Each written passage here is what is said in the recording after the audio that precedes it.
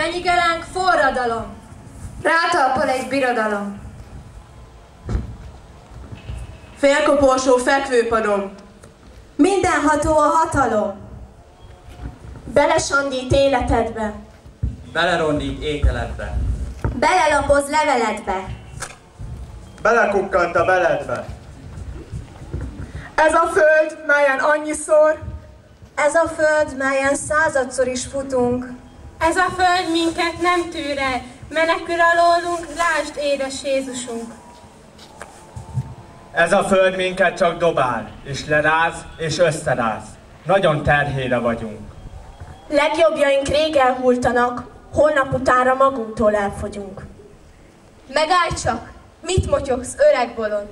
A sírban, hol nemzet süllyed el, új kedvel, új ifjúság tolong, és bölcsőnek díszíti fel.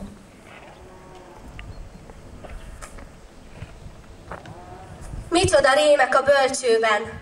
Úristen, micsoda rémséges babák! Felének halott arca van, felének véres mézes kalács. Gyermekként rémített magyar népem. Ebben a bölcsőben temetnek, úgy lehet, mely nem ápol, nem ringat el, csak hányásig forgat tégedet. Magas ég, mire jut bomlott agyam, szememre minő rémálom ül. Hogy őrzöm én már meg magam, hazámnak rendületlenül? Megrendülésünk súlytalan, panasztunk sincsen, nincs már, csak vinnyogás.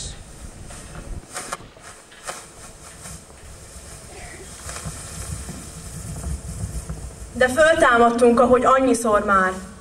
Épült csőszkunyhó nádjából az oltár, és prédikátorok elébe álltak a romlásnak, és magyarul prédikáltak hitet, betűt, puritán álmot, Erdélyt, hol véres iskolákban sem feledték, ha sasok szárnya is összetöltitlen, hogy egy a nyelv, a nép, és egy az Isten.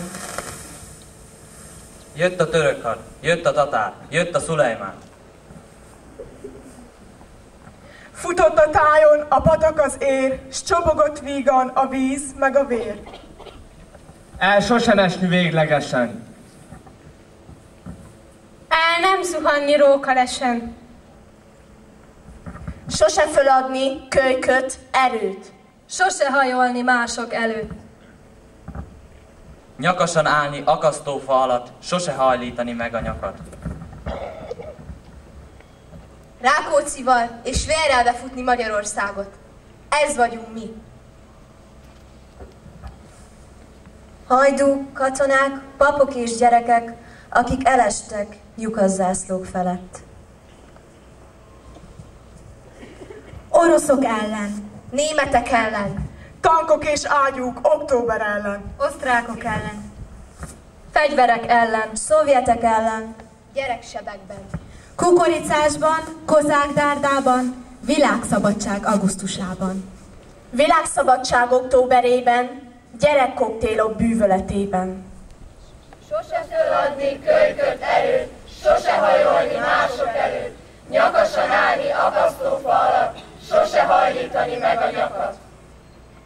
Ó, magyar ifjúság! Hányszor keltem ki ellened keserűen és megvetőn, s néha gyalázva is, hogy züllött vagy, tudatlan és léha, hogy rá sem hederítesz, mi for körülötted, hogy nem nyitod meg szíved csak futógyönyöröknek, hogy ereidben vízcsörgedez vagy káposztalé, hiszen nagy célokért nem tudsz halni, de élni sem. S akkor, október 23-án, Mi történt akkor? Ki foghatja fel? Ahogy néhány óra alatt megőszülhet a fej, rászakad gyásztól. Néhány óra alatt te férfi lettél, s a nemzet helyett érettészre s elszántan cselekedtél. S mikor nem volt elég a higgadt szó, s a tiszta gondolat, hőssé magasodtál egy szempillantás alatt. gondolat helyett áldozták kifröccsent agyvelőt. Elsöpölted a sandaképű hóhért, és adtál helyette kibudjanó vért. Láttalak küzdeni tankok és páncélkocsik ellen. A félelem árnyát sem láttam rezdülni szemedben. Bámultalak, és lángra gyújt az arcom. Harc közben meglöktél, s mosolyogva azt mondtad, párdon.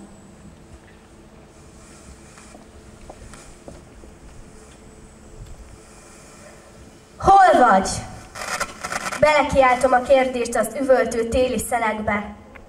Talán egy Sándor utcai házkertjében alszol eltemetve, jeltelen sírban. Az vagy nekem, mint Jeanne d'Arc, s a többi szentek, kik népüket megváltani a kínhalába mentek.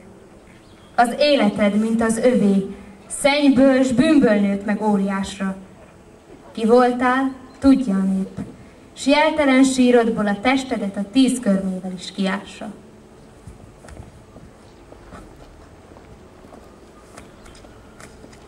A pesti srácokhoz fűződő klasszikus magyar vicc, hogy?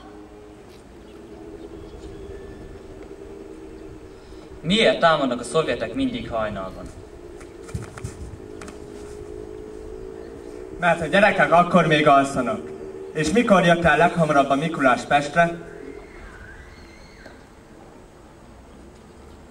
1956. október 23-án, mert Stalinnak már akkor kitették a csizmáját. És mikor volt a legsportosabb Pest? 1956-ban.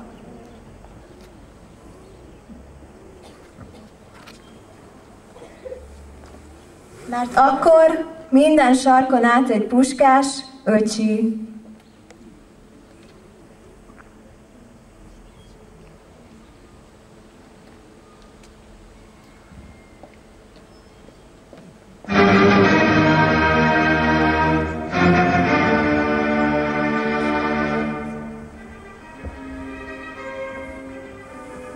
Legyen csendes az álmuk, mert nem haltak hiába.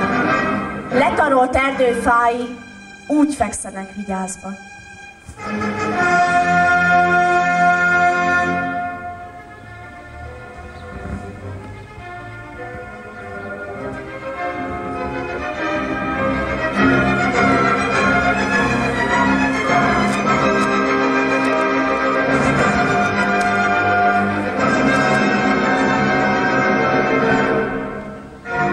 Föltömte szájuk, némán kiált időtlen esküt, elvetett maga rögben a csontmeztelen testük.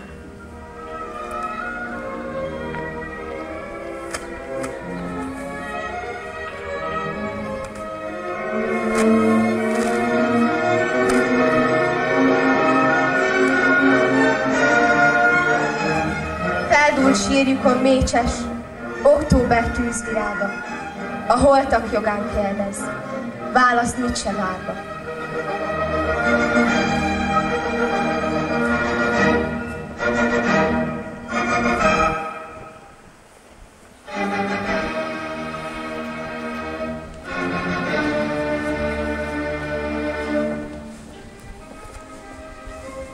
Múltunkat elrabolták, a sivár jelen hallgat.